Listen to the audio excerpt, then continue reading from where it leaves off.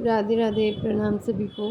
वसुदेव सुतं देवं कंसचाणूरमर्दनं देवकी परमानंदम कृष्णं वंदे जगद्गुरुं। श्री कृष्णं वंदे जगद्गुरुं। पिछले वीडियो में श्लोक संख्या 27 तक की चर्चा हो गई थी। अब आगे 28वें श्लोक से। अब भगवान नष्ट होने वाले संपूर्ण प्राणियों में अविनाशी परमात्मा को देखने का फल बताते हैं। समं पश्यन् हि सर्वत्र समवस्थितमीश्वरं न हीनस्त्यात्मनात्मानं ततो याति परां गतिम्। क्योंकि सब जगह समरूप से स्थित ईश्वर को समरूप से देखने वाला मनुष्य अपने आप से अपनी हिंसा नहीं करता, इसलिए वह परम गति को प्राप्त हो जाता है। व्याख्या। समं पश्यन्ति हीनस्त्यात्मानं। जो मनुष्य स्थावर जंगम जड़ चेतन प्राणियों में ऊंच नीच योनियों में तीनों लोकों में समान रीति से परिपूर्ण परमात्मा को देखता है, अर्थात उस परमात्मा के साथ अपनी अभिन्नता का अनुभव करता है, वह अपने द्वारा अपनी हत्या नहीं करता। जो शरीर के साथ तादात्म्य करके शरीर के बढ़ने से अपना बढ़ना और शरीर के घटने से अपना घटना, शरीर के बीमार होने से अपना बीमार होना और शरीर के निरोग होने से अपना निरोग होना, शरीर के जन्मने से अपना जन्मना और शरीर के मरने से अपना मरना मानता है तथा शरीर के विकारों को अपने विकार मानता है, वह अपने आप से अपनी हत्या करता है, अर्थात अपने को जन्म मरण के चक्कर में ले जाता है। परंतु जिसकी दृष्टि शरीर की तरफ से हटकर केवल सर्वव्यापक सबके शासक परमात्मा की तरफ हो जाती है, वह फिर अपनी हत्या नहीं करता, अर्थात जन्म मरण के चक्कर में नहीं जाता, अपने में संसार और शरीर के विकारों का अनुभव नहीं करता। वास्तव में अपने आप की हत्या अर्थात अभाव कभी कोई कर ही नहीं सकता और अपना अभाव कभी हो ही नहीं सकता तथा अपना अभाव करना कोई चाहता भी नहीं। वास्तव में नाशवान पर शरीर के साथ तादात्म्य करना ही अपनी हत्या करना है, अपना पतन करना है, अपने आप को जन्म मरण में ले जाना है। ततो याति पराम गतिम। शरीर के साथ तादात्म्य करके जो ऊंच नीच योनियों में भटकता था, बार बार जन्मता मरता था, वह जब परमात्मा के साथ अपनी अभिन्नता का अनुभव कर लेता है, तब वह परम गति को अर्थात नित्य प्राप्त परमात्मा को प्राप्त हो जाता है। मार्मिक बात। परमात्मा तत्व सब देश में है, सब काल में है, संपूर्ण व्यक्तियों में है, संपूर्ण वस्तुओं में है, संपूर्ण घटनाओं में है, संपूर्ण परिस्थितियों में है, संपूर्ण क्रियाओं में है। वह सब में एक रूप से समान रीति से जो का त्यों परिपूर्ण है। अब उसको प्राप्त करना कठिन है तो सुगम क्या होगा। जहाँ चाहो वही प्राप्त कर लो। वास्तव में इस संसार का जो हैपन दिखता है वह संसार का नहीं है। संसार तो एक क्षण भी स्थिर नहीं रहता, इसमें केवल परिवर्तन ही परिवर्तन है। यह केवल परिवर्तन का ही पुंज है।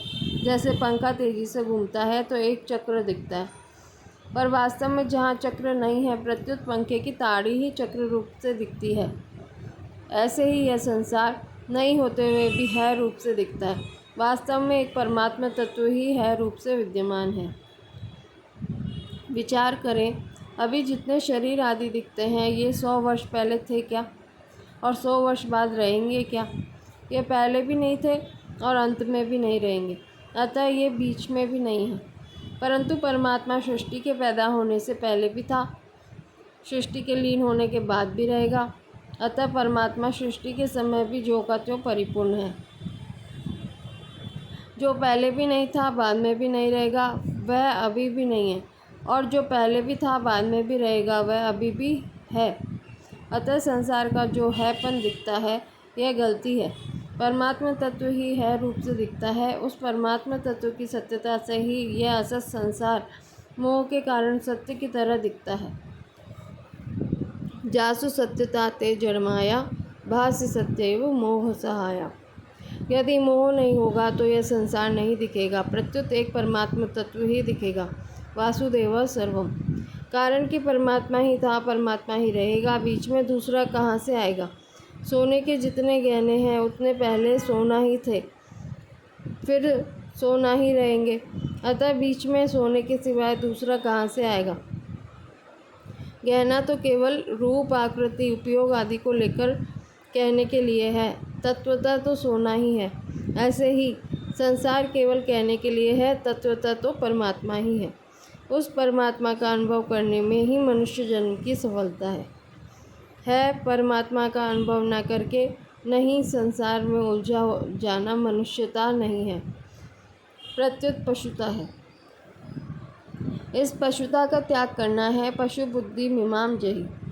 इसलिए भगवान कहते हैं कि जो नष्ट होने वाले प्राणियों में नष्ट न होने वाले परमात्मा को देखता है, उसका देखना सही है, परंतु जो नष्ट होने वाले को देखता है और नष्ट न होने वाले को नहीं देखता, वह आत्मघाती है। यो अन्यथा संतमात्माम अन्यथा प्रतिपद्यते, किम तेन न कृतं पापम चौरेनात्मापहारिणा। जो अन्य प्रकार का अविनाशी होते हुए भी आत्मा को अन्य प्रकार का मानता है, उस आत्मघाती चोर ने कौन सा पाप नहीं किया। जो नाशवान संसार को न देखकर सब जगह समान रूप से परिपूर्ण परमात्मा तत्व को देखता है, वह आत्मघाती नहीं होता, अर्थात वह अपने द्वारा अपनी हत्या नहीं करता। इसलिए वह परम गति को प्राप्त हो जाता है। परंतु जो सब जगह परिपूर्ण परमात्मा तत्व को न देखकर संसार शरीर को देखता है, वह आत्मघाती परम गति को न प्राप्त होकर बार बार जन्मता मरता रहता है, दुख पाता रहता है। इसलिए मनुष्य अपने द्वारा अपना उद्धार करे, अपना पतन न करे। जैसे दर्पण में मुख नहीं होने पर भी मुख दिखता है और स्वप्न में हाथी नहीं होने पर भी हाथी दिखता है, ऐसे ही संसार नहीं होने पर भी संसार दिखता है। अगर संसार की तरफ दृष्टि न रहे तो संसार है रूप से नहीं दिखेगा, परमात्मा ही है रूप से दिख रहा है। इस बात को साधक दृढ़ता से मान ले, फिर चाहे वह अभी न दिखे पर बाद में दिखने लग जाएगा। जैसे अभी साधक वृंदावन में बैठा है तो उसे वृंदावन को याद नहीं करना पड़ता। सोते समय, भोजन करते समय, हर एक कार्य करते समय वह वृंदावन को याद नहीं करता, परंतु मैं वृंदावन में हूँ, इस बात में उसको संदेह नहीं होता।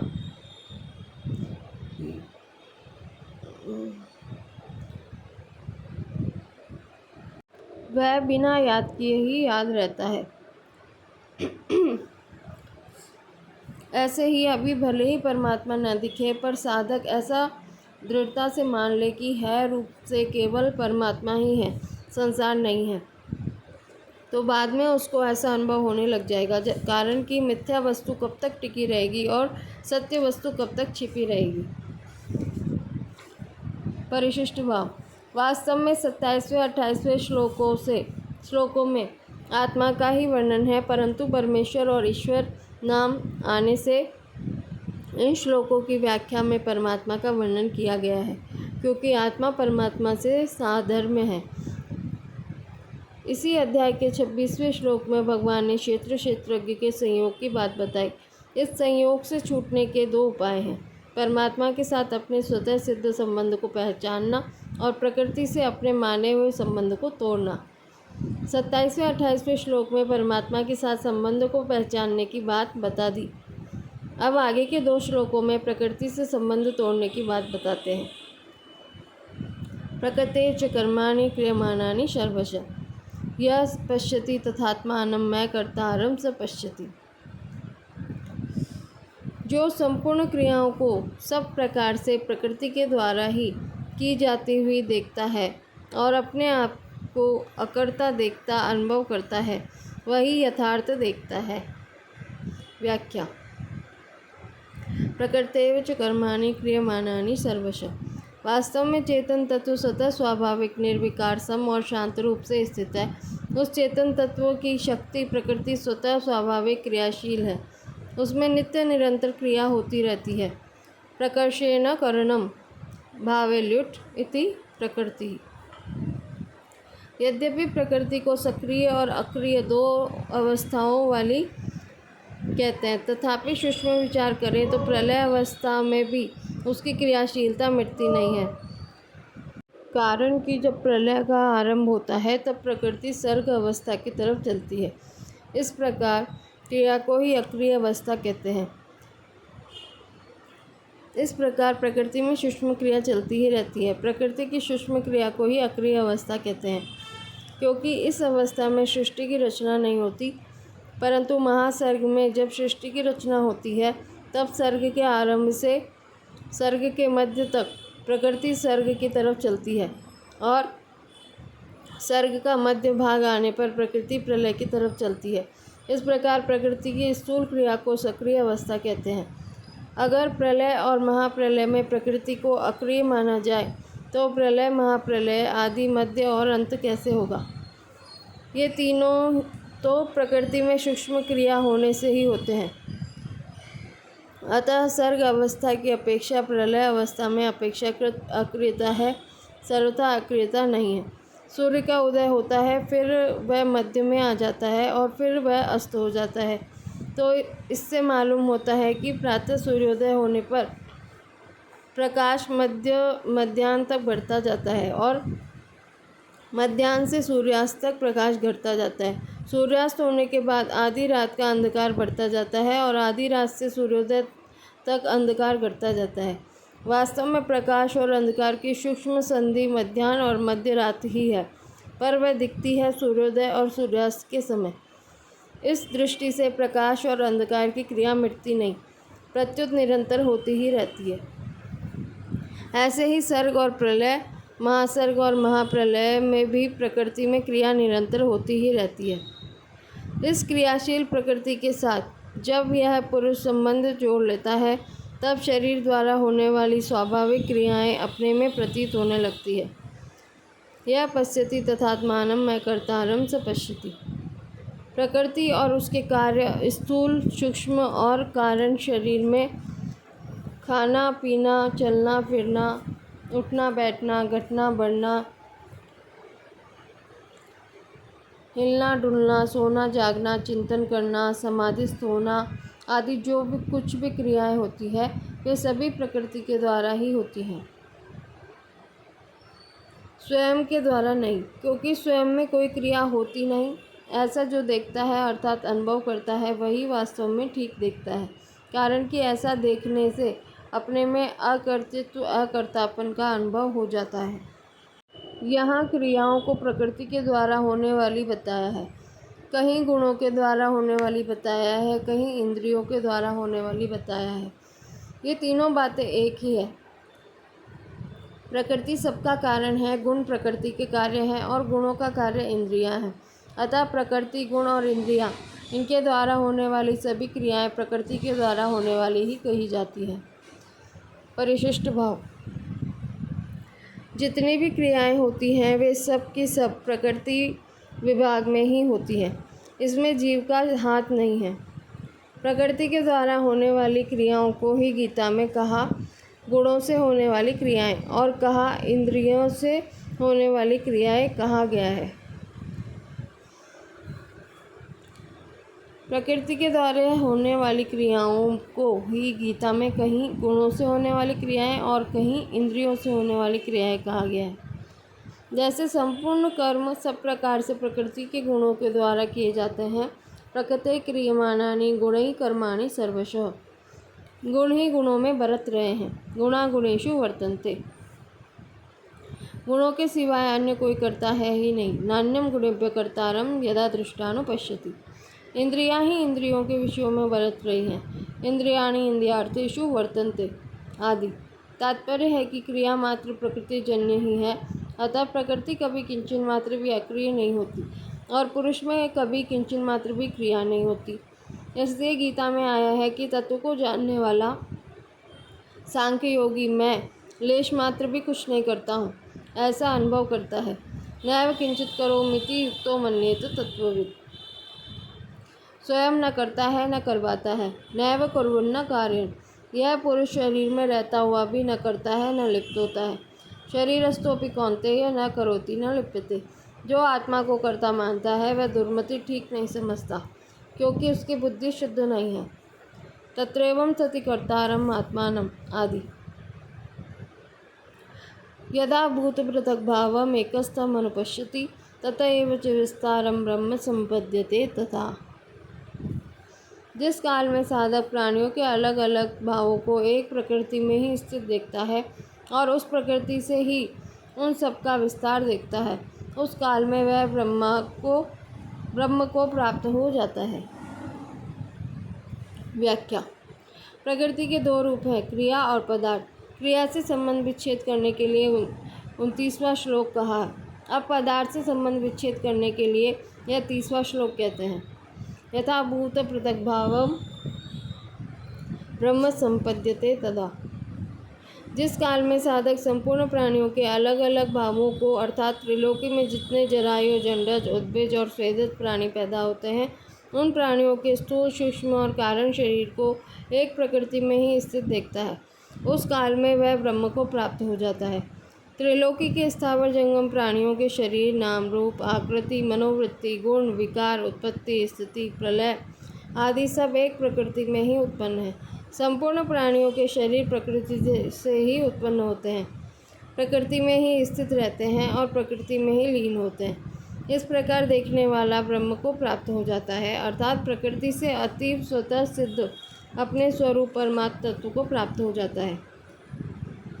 वास्तव में वह पहले ही प्राप्त था, केवल प्रकृतिजन्य पदार्थों के साथ अपना संबंध मानने से ही उसको अपने स्वरूप का अनुभव नहीं होता था। परंतु जब वह सबको प्रकृति में ही स्थित और प्रकृति से ही उत्पन्न देखता है, तब उसको अपने स्वतः सिद्ध स्वरूप का अनुभव हो जाता है। जैसे पृथ्वी से उत्पन्न होने वाले स्थावर जंगम जितने भी शरीर हैं तथा उन शरीर में जो कुछ भी परिवर्तन होता है, रूपांतर होता है, क्रियाएं होती हैं, वे सब पृथ्वी पर ही होती हैं। ऐसे ही प्रकृति से उत्पन्न होने वाले जितने गुण विकार हैं तथा उनमें जो कुछ परिवर्तन होता है, घटबढ़ होती है, वह सब की सब प्रकृति ही होती है। तात्पर्य है कि जैसे पृथ्वी से पैदा होने वाले पदार्थ पृथ्वी में ही स्थित रहने से और पृथ्वी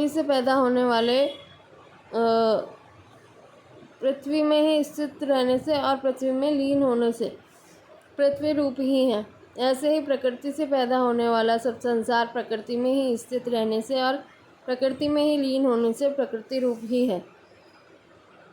इसी प्रकार स्थावर जंगम प्राणियों के रूप में जो चेतन तत्व है, वह निरंतर परमात्मा में ही स्थित रहता है। प्रकृति के संग से उनमें कितने ही विकार क्यों न दिखे, पर वह सदा असंग ही रहता है। ऐसा स्पष्ट अनुभव हो जाने पर साधक ब्रह्म को प्राप्त हो जाता है। यह नियम है कि प्रकृति के साथ अपना संबंध मानने के कारण स्वार्थ बुद्धि, भोग बुद्धि, सुख बुद्धि आदि से प्राणियों को अलग अलग भाव से देखने पर राग द्वेष पैदा हो जाते हैं। राग होने पर उनमें गुण दिखाई देते हैं और द्वेष होने पर दोष दिखाई देते हैं।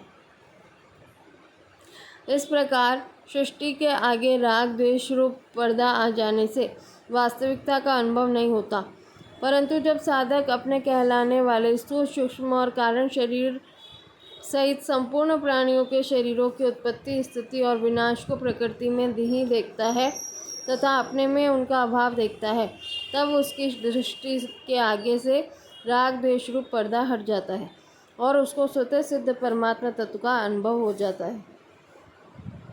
परिशिष्ट भाव। पूर्व श्लोक में व्यक्ति की बात और प्रस्तुत श्लोक में काल की बात आई है। भक्ति के प्रकरण में भगवान ने संपूर्ण भावों को अपने में बताया है। भवन्ति भावा भूतानां मत्तएव पृथग्विधा। पर यहाँ ज्ञान के प्रकरण में संपूर्ण भावों को प्रकृति में बताया है। तात्पर्य है कि जहाँ सत असत का विभाग किया है, वहाँ सब भाव असत में कहे हैं, और जहाँ समग्र की बात कही है, वह सब भाव अपने में कहे हैं। समग्र में सत असत सब कुछ परमात्मा ही है। सत सच्चा हम।